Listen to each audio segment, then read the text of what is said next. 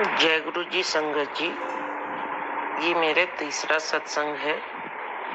ये मैं गुरु जी का शुक्राना करने के लिए मेरा शुक्राना सत्संग है। मेरी मैरिज को 13 साल हो गए हैं। मेरे हस्बैंड यहाँ, मेरे अंकल जी यहाँ नहीं रहते हैं, वो बाहर काम करते हैं, इसीलिए हम ज़्यादा टाइम एक साथ स्पेंड नहीं कर पाते। बट इस बार मेरे अंकल जी ने 13 साल बाद प्लान बनाया कि हम सब माउंट आबू जाएंगे, और हम माउंट आबू गए। मैंने गुरुजी महाराज से बोला, गुरुजी महाराज आप भी साथ चलिए। गुरुजी महाराज ने अपना साथ होने का मुझे इतना एहसास कराया कि मैं गुरुजी महाराज का लख लख शुक्राना करती हूँ। जब हमने हमारे कोच नंबर भी 7 में ही हमारी टिकट थी, गाड़ी का नंबर भी 7 था, जो हमें ट्रैवलिंग में रूम मिली वो भी 7 थी।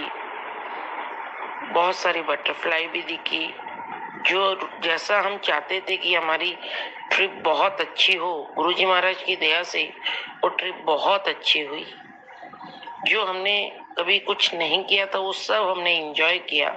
गुरुजी की दया से हमें काफी ब्लेसिंग भी मिली और बहुत एंजॉय भी किया।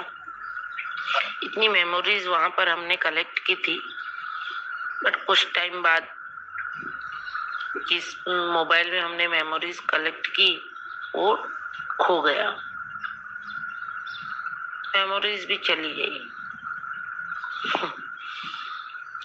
तो फिर मुझे लगा कि जरूर कुछ बड़ी तकलीफ आई होगी, तो गुरुजी महाराज ने वो मोबाइल के द्वारा ही टाल दी संगत जी।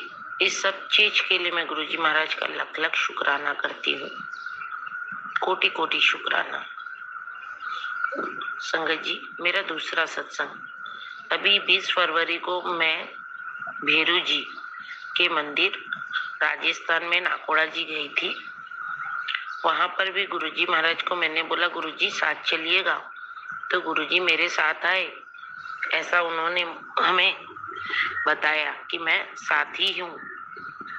तो गुरुजी महाराज ने मुझे मोर रूप में इतने दर्शन दिए।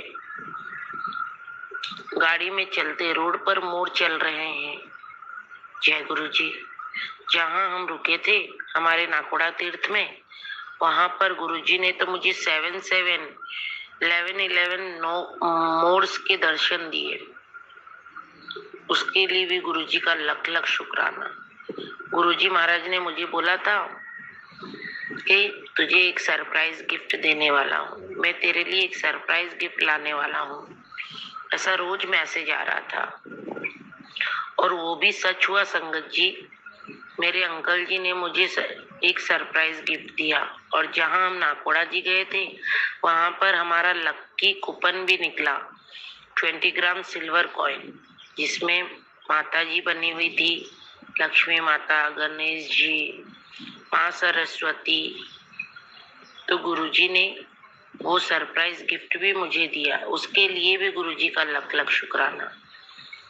अभी कुछ दिन पहले ही मेरे गले में गुरुजी का लॉकेट स्वरूप था। अचानक वो लॉकेट स्वरूप टूट के गिर गया, बट मुझे नहीं पता चला संगत जी। बट मेरी छोटी डॉटर को पता चला। उसने बोला, मम्मा आपका लॉकेट स्वरूप टूट के गिर गया है। मैंने बोला अच्छा ठीक है बेटा।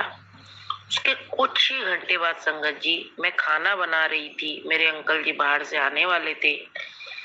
अचानक गरम तेल मेरे हाथ पर गिर गया। जिस हिसाब से वो गरम तेल मेरे हाथ पर गिरा था ना संगीत जी, मुझे तो लगा मेरा हाथ पूरा ही जल जाएगा। अभी यह हाथ कुछ दिनों तक काम भी नहीं करेगा, ऐसा महसूस हो रहा था। और इतनी जलन, इतनी पीड़ा हो रही थी ना गुरु संगत जी, मैं नहीं बता सकती।